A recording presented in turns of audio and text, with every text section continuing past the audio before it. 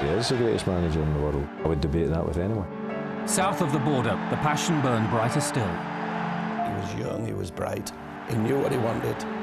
And that fire will never go out. His desire is what it was 25 years ago. Fantastic manager who could drive us to all these fantastic results. The way in which he's kept the traditions of the club, the passion, the style of football. It's amazing to see he's still going stronger at the 8 years. You never lose. For him, lose, he don't know that word. No words. The record is incredible. I would think he'll go down as the greatest manager of all. More than 40 trophies feature in Sir Alex Ferguson's story, but his legacy is a belief, a way of life. The secret is not to look at others, is look at yourself. To have your own standards. We know what our standard is, sometimes we drop below it, but in the main, look at ourselves, judge ourselves, not worry about everyone else.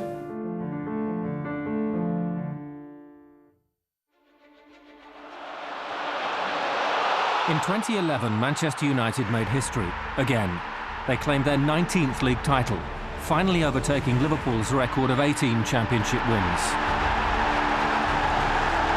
For their manager, Sir Alex Ferguson, it was yet another milestone in a career littered with silverware. But the trophies won point to more than just a professional desire. I think we're all judged with results, but I think the best way is to judge yourself in terms of what you believe in and the satisfaction you get of achieving that belief. I'm so fortunate to work with him day in, day out, and he is not only one of the greatest managers of all time, he's one of the greatest human beings with very high standards and high values of normal things that are important in life, and he's besides a great manager, a fantastic life coach. Alex Ferguson was born in Govan, Glasgow, on New Year's Eve 1941. A boyhood Rangers fan, he went on to play for Dunfermline, scoring a hat-trick against Rangers before moving to Ibrox in 1967. His playing career spanned 6 clubs and more than 300 games. I basically was a goal scorer. I had a great goal scoring record at Dunfermline, a good one at Rangers, and in every club I was at, I think I played about 322 or 342 league games and scored 190 league goals. But, yeah, I enjoyed a spell at Rangers and Dunfermline. It was good because that was me at my peak, really. Outspoken as a player, Ferguson's leadership qualities pointed towards a career in management. After a brief spell with East Stirlingshire, he took charge at St Mirren. St Mirren was a good apprenticeship in the sense of bringing my philosophy into football, because I always believed in producing young players and coaching. At that time at St Mirren, that's all we did.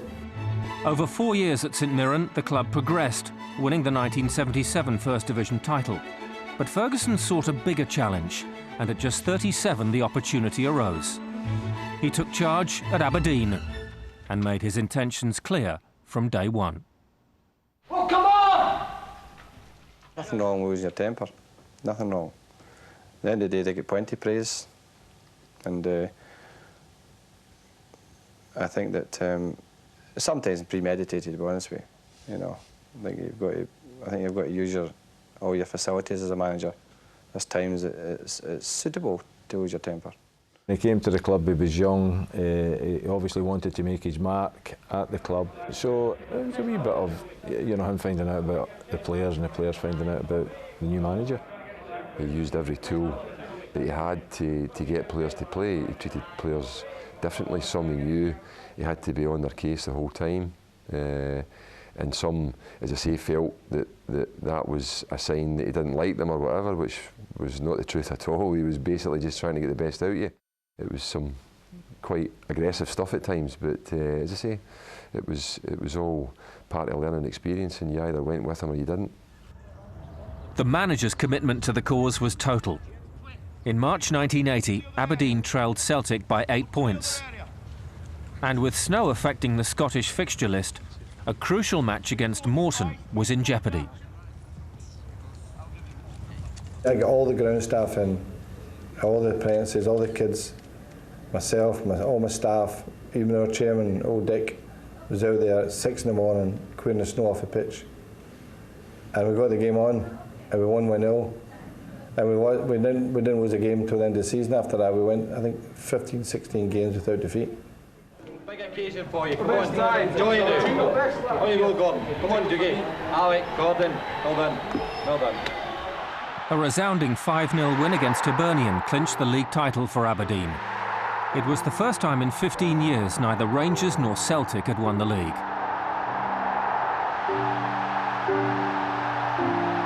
Alex Ferguson was becoming a force to be reckoned with. The Scottish FA Cup followed in 1982, with Rangers beaten 4-1 at Hampden Park after extra time. The sight of Willie Miller raising a trophy would become a very familiar one. When you win one tournament or one trophy, it was the next trophy that you were looking forward to. You had your time of celebration, but you know, it was a time where you were really focused. You were really focused and doing well. And he made sure that you were focused. Aberdeen at that time, it was starting to mature. The team was starting to mature. The young players were a revelation. We started to, look at a really good team. The next target lay further afield. Ferguson was determined to prove himself in European football. In 1983, Aberdeen reached the European Cup Winners' Cup final in Gothenburg. Their opponents, Real Madrid. It's McLeish, deflection, Black. And Aberdeen take the lead. Johnny Doyle with the dummy. Careless one from McLeish. That'll be a penalty kick, yes. Leighton is penalised. Well, a penalty kick for Real. Juanito will take it. No chance for Leighton. Delightful little chip forward. San Jose, the covering player for Mark McGee. Hughes waiting in the middle. Yes! And that is a magnificent goal for Aberdeen. The scoreline says 2-1, it could have been 10. We absolutely slaughtered them. But, you have to look upon it as a sort of a fairy tale. I mean, it really doesn't happen in the history of Europe. But I think if you look down the Cup Winners' Cup, you won't see another name like Aberdeen. It's all the top names in European football that are engraved on that trophy. 10 days later, Aberdeen were chasing another trophy, the Scottish FA Cup. Eric Black's goal in extra time sealed the victory. But despite winning their second trophy in as many weeks, Alex Ferguson was not impressed. A disgraceful performance. I'm okay in winning cups, doesn't matter. Their standards have been set long ago and we're not going to accept that from any Aberdeen team. There's no way can we take any glory from it.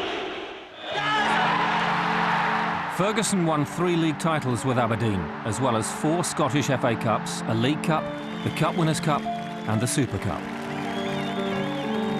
He had also been awarded an OBE. Jesus Christ, this Icelandic gone for your brain!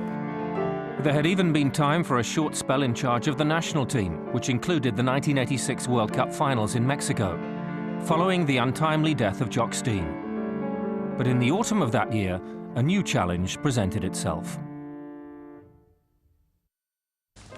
On the 6th of November 1986, Alex Ferguson arrived at Old Trafford to replace the charismatic Ron Atkinson. Right from the outset, Ferguson's target was clear. The only way we can win the European Cup is by winning the league. And that has got to be the target for Manchester United. And that's the challenge to Manchester United players, not to Alex Ferguson. Manchester United players must surely see that as the greatest triumph for themselves, because 20 years is a long, long time. United's history was rich, fantastic history, particularly in the production of young players in Mark Busby's time. And I thought that was the right route. I thought that's the way Manchester United should be. And we worked really hard, Archie Knox and myself, we worked really, really hard. It took years to turn the whole thing around. Ferguson set about transforming the entire culture of the club, in keeping with his beliefs, revolutionising diet, training, scouting and youth development systems. New players arrived, but 3 years without a trophy saw the Scot under severe pressure. Well, we all have bad days, there's no question, we all have bad moments. You have to have a perseverance about you to see things like that through. But yes, you have to say that if results had gone a bad way, all for an indefinite time, then obviously I would have lost my job, but that's a fact of life. Many see the FA Cup third-round trip to Nottingham Forest in January 1990 as the decisive match, when Ferguson got his break.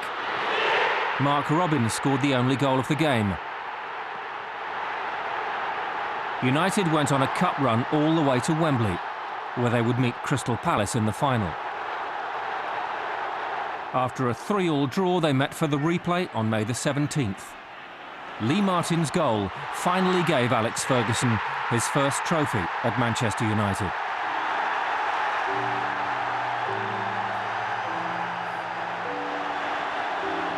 The tide of opinion was turning.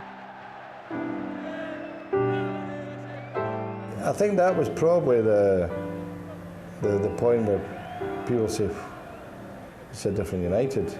I've brought in 5 players in 1989 who were at half the team that won the Cup in 1990. Ferguson's first trophy with the club was swiftly followed by his second. Mark Hughes scored both goals in the Cup Winners' Cup final against Barcelona in a 2-1 win. It was all coming together, but this was just the beginning. The results, the evidence was starting to show. The young players were starting to come through. Ryan Giggs and Wee Sharp and young players like that were all starting to emerge out of the pack, and they were showing promise. Sharp and Giggs had been a revelation, and the 1992 season saw a fight for that elusive league title. But the young stars were swiftly and memorably reminded of their responsibilities. The manager come round to Sharpie's house. There was a few apprentices there, a few girls, and we were all ready to hit the town, so the manager come round and caught us really in the act. He sat us down through everyone else at the house, told us in no uncertain terms, you know, what he expected of a professional footballer. 1992 saw Leeds United win the title. The following season, United came back stronger, but with 6 games left, they were 1 down against Sheffield Wednesday, with seconds remaining. In one of the most remarkable comebacks in Premier League history, Steve Bruce scored twice. Put back by Pallister, and Bruce is there again! Can you believe it? Look what it means to the manager! Manchester United won all of their remaining games, and Ferguson had delivered the club's first league title in nearly 3 decades. First championship with Manchester United was unbelievable. It was a long wait, but once it came, it was celebrated, and you could just sense it, feel it everywhere. We felt that we had to do it this year, and thankfully we did. We played great football that year, and that sort of relief and sort of confidence that we got from that just spurred us on to go on and give us that taste to carry on winning leagues. That's the barometer, of course, of Manchester United is a week. We hadn't won it for 26 years. I think the Catalyst was bringing Cantona. He brought an incredible confidence to all the players because he had that inner confidence himself and exuded that into the team. The players loved him. The players absolutely idolised him. Eric was probably just the icing on the cake. He just made so many important goals, he scored so many important goals, and he just gave us that extra dimension that perhaps we were missing. The 1993 league win was the beginning of a football dynasty. The title was successfully defended the following season, before the double was completed with a 4-0 win against Chelsea in the FA Cup final. United were now the dominant force in English football, but to move forward, Ferguson knew he had to rebuild, and the following season key players departed. In the summer of 1995, Paul Ince, Mark Hughes and Andrei Kanchelskis all left Old Trafford. Managing change is very difficult because, like family, you get very attached to footballers, and when you see them grow old and you know that they're not the same players, and you have to make some important decisions for the club, then it's not easy. Not for the first time, Ferguson put his faith in youth. People could see within the club was these were potentially top young players coming through, and then of course that 91-92 group with Butt, Beckham, Neville's, Scholes, We had an incredible array of talent. The amount of young players he's brought through the club's been fantastic, and he believes in young people and gives them the chance and gives them the head and believes they can sort of climb a mountain for him. By 1996, the kids, christened Fergie's fledglings, had repaid their manager's faith with another Premiership win. At Wembley in May, only Liverpool could prevent a second league and cup double. Eric Cantona settled things with only 5 minutes left. Ferguson had now lifted 12 trophies in a decade at the club. It had always been a long-term vision. A football club is not just the team, the first team itself. A football club is the infrastructure, your staff, your youth team, school kids coming through, reserve team, staff who can cope with that, good coaches. You know, it's not just about a football team, and that's what I believe in. In 1999, Manchester United were chasing 3 trophies: the FA Cup, Premiership and the Champions League. In April, they met Arsenal in an FA Cup semi-final replay at Villa Park. Peter Schmeichel's last-minute penalty save forced the tie into extra time. With the team still tied at 1-1, the ball fell to Ryan Giggs. I was having a bit of a nightmare, actually. I kept giving it away, so I decided the next time I got the ball I was just going to dribble and see what happened. And yeah, thankfully I scored that goal, and I think it gave everyone that lift and everyone that belief that we could go on and do something special that season. Just a week later, United's never-say-die attitude came to the fore once again. In the Champions League semi-final second leg against Juventus, they fought back from 2-0 down to win 3-2, booking their place in another final.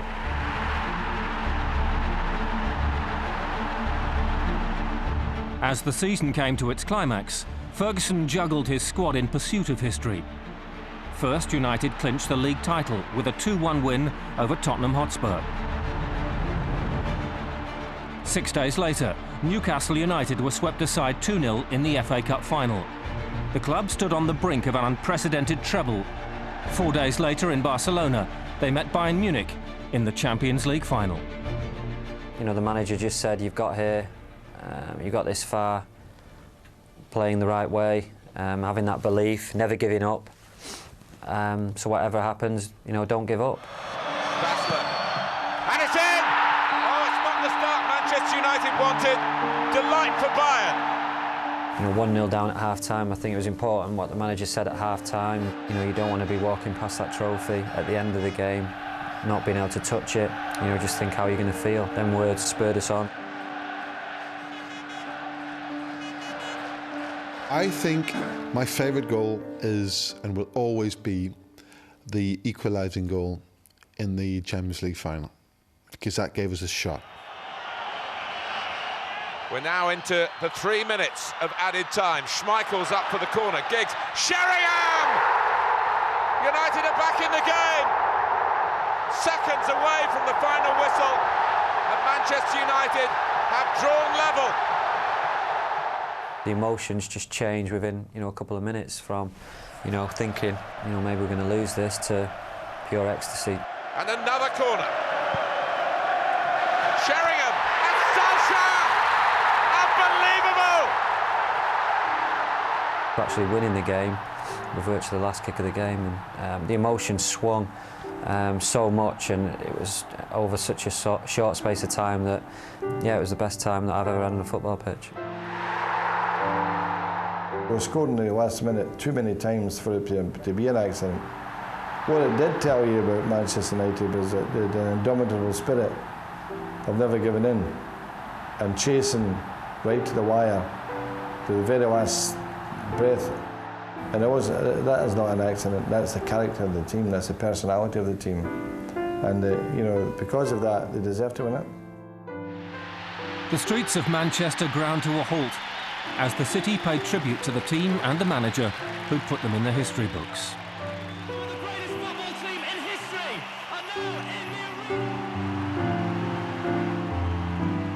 Well, it's just a fairy tale also in itself, because to achieve it, no one will do it again, I'm sure of that. If it's someone who's going to do it, it'll be us. That same year, Alex Ferguson's achievements were recognised with a knighthood. And there was no let-up in his desire for success. 6 more league titles followed over the next decade. Players had come and gone, but there was no room for sentiment. New teams were built, more titles won. But the mantra emanating from the man at the top remained the same. His desire to win is out there for everyone to see. He's passionate. He wants it more than ever before and more than anyone else, and that rubs off on his players. He never give you rest. He wants not the 100 of you. He wants every day the 101% of you. You know, he just push you. He don't have limit for you. You know, it's like you never win, you never lose. For him, lose. He don't know that word. It's an attitude that has characterised all of Ferguson's teams throughout his career, and not just his own clubs. With many of his former players having moved into management, his legacy has spread far beyond the walls of Old Trafford. I encourage them all to go for the badges. I did so with Mark Hughes. Mark came in for a spell with us, and you know, Brucey is always popping in. Brian Robson, you know, all these players always pop in to see us, and I think that in a way that it reflects not just myself, it reflects Manchester United really. It's a good family club.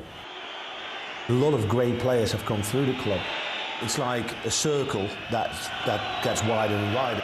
The likes of Steve Bruce, Roy Keane, all the people that stepped into that management role have definitely picked up a lot of good features that they bring into practice, you know, today.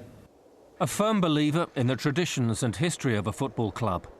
Before the 50th anniversary of the Munich air disaster in 2008, Ferguson called upon a survivor of the tragedy.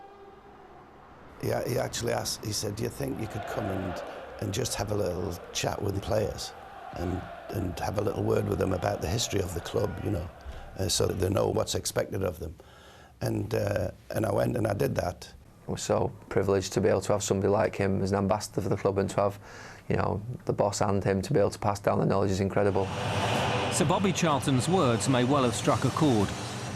Many critics still felt Ferguson needed a second European Cup to be considered among the all-time greats. And in 2008, against Chelsea in Moscow, the manager and his players delivered, winning 6-5 on penalties.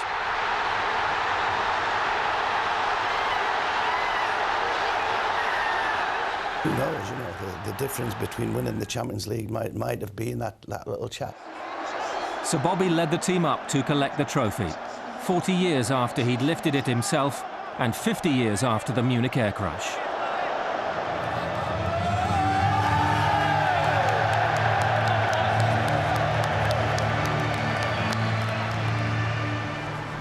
In 2010, Ferguson became the longest-serving manager in Manchester United's history, eclipsing the great Sir Matt Busby. He has more honours to his name than any other manager in modern-day history. His club have now overtaken Liverpool's record of 18 league titles. Today, even rival managers past and present have only admiration for a man who's become a legend. And all this stems from a belief, a fire, that still burns brightly inside the boy from Govan. The record is incredible. To win once, any manager can do it, even the bad ones. Win during a decade, you can say that is difficult, and is only for some, not for many. To win over 2 decades or 3 decades is only for very, very, very, very few. Longevity is I think, a true mark of greatness in football. Not just building the team, but putting up with the negative part of it, putting up with the criticism that comes your way inevitably if you're at a big football club, and just the pressures of every day in managing a big football club. And it doesn't look to have any effect on whatsoever. But arguably, I would think he'll go down as the greatest manager of all. He's got the ability to adapt to change, right? Because he's working with different generations now than he did, 20 years ago and 10 years ago. So that is a big feature to have. But on top of that, he's always had the ability to make tough decisions when it needed. Always for one reason, for the welfare of the club. I think it's something you always persevere with, is what you believe in. Don't change that belief, because If you do, then you're deserting yourself. You're letting yourself down, and I would never do that. I never let myself down. I always went for what I believed in was the right way.